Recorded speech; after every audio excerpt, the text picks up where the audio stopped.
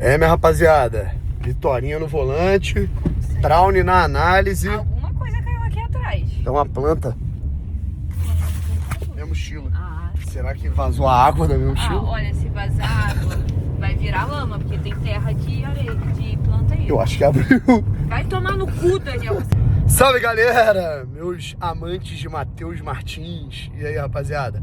Bom, empate do Botafogo em Guayaquil, né? Que foi um jogo em que tivemos aí um misto de sentimentos, né? Ora a gente estava um pouco satisfeito ali com o desempenho, ora a gente estava muito puto, querendo quebrar tudo, né, na frente da televisão.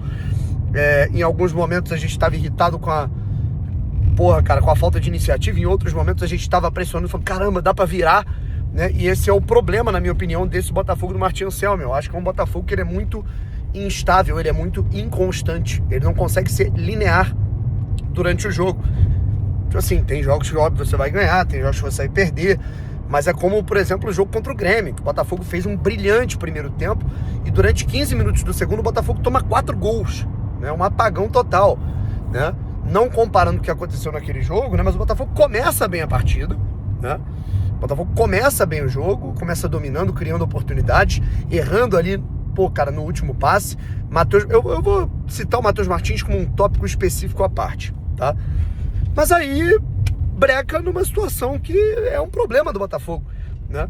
Se vocês pegarem, né, vocês que são novos inscritos aqui no canal Brown e Fogo, peguem aí vídeos meus de dezembro, novembro, né, em que eu falo, né, que o Botafogo foi lá, contratou o Neto pro lugar do John, tinha o Léo Link, o Raul, e eu conversava com pessoas do Botafogo, falava, cara, pro ano que vem uma prioridade tem que ser goleiro. Não, discordo. Eu não vou falar exatamente quem foi, até porque não foi só uma pessoa, nem duas, nem três, foram várias.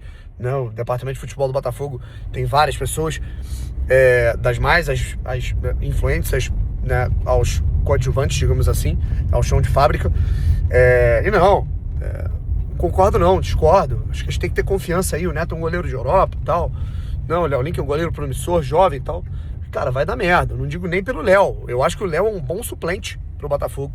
Eu acho que quando nós tínhamos John, Léo Link, Raul, ou então John, Gatito e Raul, beleza, né? Eu acho que tá valendo.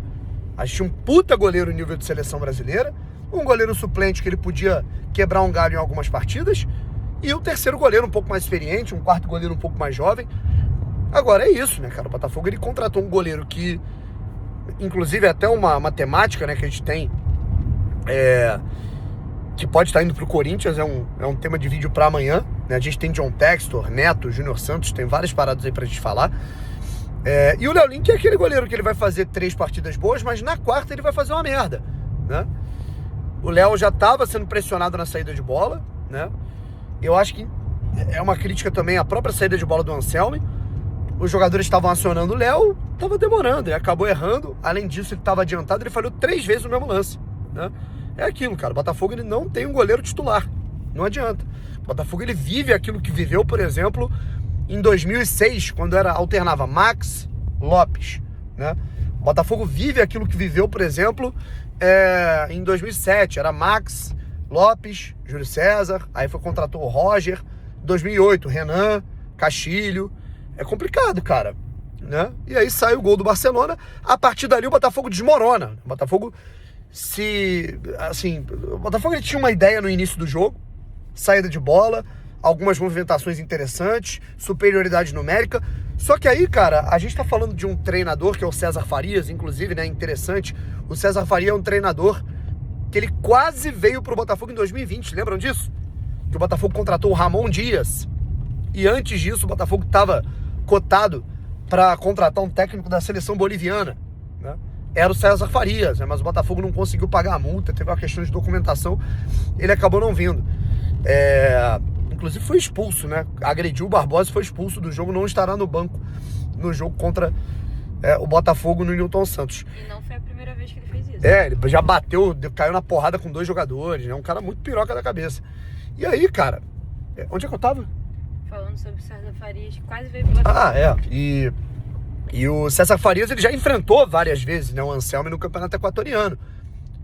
O César Farias já foi técnico do Alcas, né? O Anselmi foi técnico do Del Valle. Então o César Faria é um cara que conhece, né, as táticas do Anselmo, até porque é um cara que ele tem um jeito muito característico de jogar, né? Em 10, 15 minutos ali de leitura de jogo, os jogadores e a comissão técnica do Barcelona neutralizaram as ações do Botafogo. E aí o Botafogo ficou sem ideia. Então, o jogo de futebol é isso. Beleza que você tem um padrão de jogo, beleza que você tem um sistema de jogo, beleza que você tem uma ideia das suas movimentações, mas o adversário tá ali, não é um jogo de totó, né? Quer dizer, não é um, né? Não é um gol, não é um jogo que tá jogando sozinho, cara. Você não tá driblando cones, né?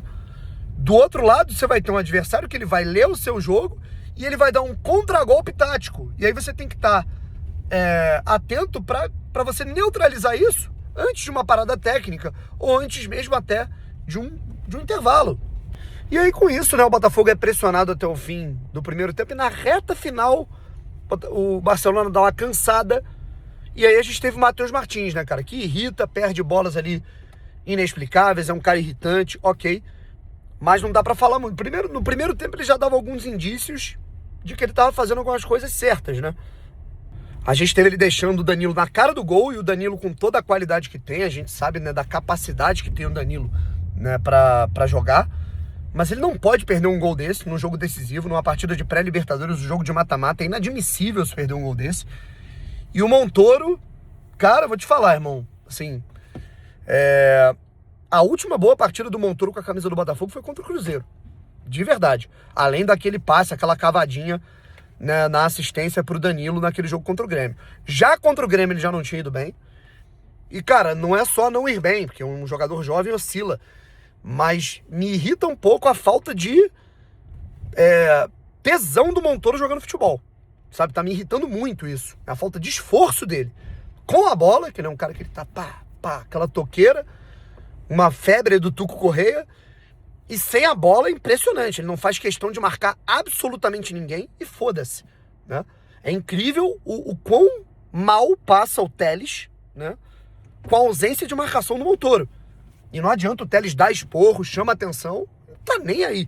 Isso me irrita muito, sabe? O Montoro joga muito, qualificadíssimo, não tem o que falar da qualidade técnica dele. Mas vão querer correr, né? Sabe? E aí a gente vai pro segundo tempo, o Botafogo ele ajeita algumas questões. E o time do Barcelona de Guayaquil também é muito desqualificado. Como eu falei, é um time cascudo, é um time que tem alguns jogadores experientes, como o Benedetto, é um time que tem lá, né, as suas qualidades, né? Não é um time cego da bola, como por exemplo o Nacional de Potosí, né? Mas o Argentino Júnior, que foi eliminado pelo Barcelona de Guayaquil, era mais time. A gente teria tido mais problemas. E aí numa dessa eu tenho que enaltecer aqui o melhor jogador em campo com a camisa do Botafogo no jogo de hoje, na minha opinião, Vitinho. E pensar que o departamento de futebol do Botafogo apoiava ceder o Vitinho para o São Paulo em troca de um reserva do São Paulo. E pensar que parte da torcida do Botafogo ainda ousa reclamar desse cara com a escassez que a gente tem de laterais no nosso país, cara. É impressionante. O Vitinho jogou muito hoje. Ofensivamente falando, não tô nem falando marcando. E vou ser honesto aqui, tá? Porque eu sou um grande crítico do Ponte. Matheus Ponte fez uma partida bem correta hoje. Newton fez um jogo correto hoje. E o Vitinho faz uma jogadaça. É ele quem acha o espaço pro gol do Botafogo. Barreira toca pra trás. O próprio Vitinho é neutralizado ali na hora de chutar. E o Matheus Martins, cara, eu acho que esse gol foi justo. Porque o Matheus, beleza, ele irrita. Ele irritou hoje em vários lances. Ele tem suas limitações. Ele é um cara que ele finaliza mal, né, como por exemplo finalizou mal numa jogada que ele mesmo criou, num espaço que ele mesmo criou no primeiro tempo, mas eu acho que ele merecia esse gol, sabe, porque não foi uma partida ruim do Matheus Martins, acho que deixou companheiros de equipe na cara do gol e pôde marcar o gol, pôde ser feliz na conclusão. E aí é como eu falo, né, cara, sobre essa questão dos três zagueiros, né, que pra mim é o de menos. O Botafogo jogou no 3, que é o famoso 3-4-2-1, né? E o Botafogo tinha ali uma proposta ofensiva, né? Quando o Joaquim Correa entra e o Botafogo, né, ele mesmo faz a instrução, ó, 4-4-2, o Botafogo arma as linhas de 4 com a saída do Ponte, o Vitinho volta pra lateral, a gente tem a dupla de zaga normal, só que o Newton fazendo a saída de bola, né? O Botafogo ele se posta de maneira mais defensiva, o Botafogo baixa o bloco porque entende, o empate tá de bom tamanho por aqui, o que eu discordei. Tudo bem que podia ter sido perigoso, o Botafogo podia ter sofrido o segundo gol.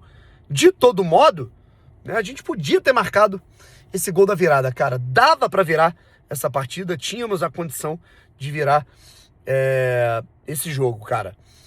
E eu acho, honestamente, que as entradas, né, do Arthur Cabral e do Joaquim Corrêa minimizaram, né, digamos assim, o ritmo do Botafogo, né? Botafogo, o Joaquim Corrêa entrou para circular a posse, se essa era a proposta, ele sabe fazer isso, né? Mas ali, quando a gente teve o Danilo achando um bom passe para ele errou completamente o passe que poderia ter ocasionado no ataque ao espaço dentro da área do Barcelona de Guayaquil. E o Arthur Cabral, cara, assim, dá pra perceber, além da displicência, né? Dá pra perceber que ele tá ali com dor. O movimento dele é de quem corre travado, né? Não ganha duelos. E me irritou muito que a gente quase leva um gol numa tentativa de caneta dele na intermediária defensiva. Enfim, acho que eu tenho elogiado nesse jogo o Bastos e o Barbosa adendo, tá? Barbosa é aquilo, cara, é aquela maluquice. Pode rolar uma doideira. E na minha opinião foi até pênalti, né? No início do jogo, em cima do Benedetto. Fora isso, fora essa loucura que ele quase fez, Barbosa, excepcional. Bastos, jogaço. Jogaço. O Bastos joga pra caralho, gente. O Bastos é um absurdo de jogador. Só tem que ver como é que tá essa situação no joelho, que vira e mexe pela lesão gravíssima que ele teve, né? O corpo todo dele tá desenferrujando. Então, vira e mexe, ele vai acabar ficando machucado. Ponte fez o jogo correto, Newton fez o jogo correto, Danilo clareia muito bem o jogo, mas senti que ele poderia participar um pouco mais. Acho que o Danilo não tá 100% fisicamente. Não gostei do Montoro. E acho que a gente teve o Matheus Martins sendo coroado aí com um jogo honesto, um bom gol, né? Tivemos o Júnior Santos também publicando o gol do Botafogo nos seus stories, muito maneiro. Em breve a gente vai falar aqui sobre esses outros detalhes aí que estão acontecendo de negociação e tudo mais. E o Vitinho, pra mim, melhor jogador do Botafogo em campo. Vitorinha, considerações finais. Minhas considerações finais. Gente, uma coisa que hoje eu vi na internet e eu fiquei bem chateada foi que muitas pessoas fazem crítica ao jogador Matheus Martins. Se você quiser criticar ele, critique ele. Não vá no Instagram da mulher dele xingar a mulher dele, porque ela não tem nada a ver com isso. Cara, na boa, eu acho que o sujeito que ele gasta o tempo da vida dele pra ir no direct de um jogador e xingar, eu já acho ele desocupado.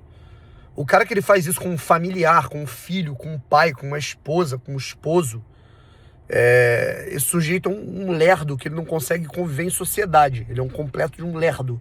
Cara, tipo assim, imagina se você é ruim na sua profissão e aí uma outra pessoa vai no Instagram da tua mulher ficar xingando ela. Tipo, não é só falar mal de você, entendeu? O que já é chato e horroroso. Mas falam mal do Matheus Martins e ainda xingam ela. Gente, sério, sei lá, somos adultos, sabe? Mas enfim. Pega isso aí, rapaz. Se você segue o Brownie Fogo aí... Se alguém... se tu tá com raiva do Daniel e tu vier no meu direct me xingar, meu irmão... Tá fudido. Tá fudido. Tá irmão, fudido. eu vou te pegar na rua, hein? Valeu, rapaziada. Tamo junto. E não sei se eu vou conseguir ir no Newton Santos na semana que vem, galera. Porque eu vou estar numa situação aí, né, envolvendo a CBF, né? Enfim. Mas vou fazer o meu esforço. Talvez a gente faça aquele voo rasteiro, tá ligado? Pra conseguir. Encerra isso, Daniel. Encerra isso. Fazer aquele... rasgando o asfalto até o Newton Santos. Que eu vou estar lá em Teresópolis. Mas tu não vai de carro? Ué, a ideia é tentar arrumar alguém pra me levar. Ah, beleza. Então, ok. E não vai ser eu, rapaziada. Dessa vez eu tô de folga. Cara, é isso. Tamo junto, galera. Um abraço e fui.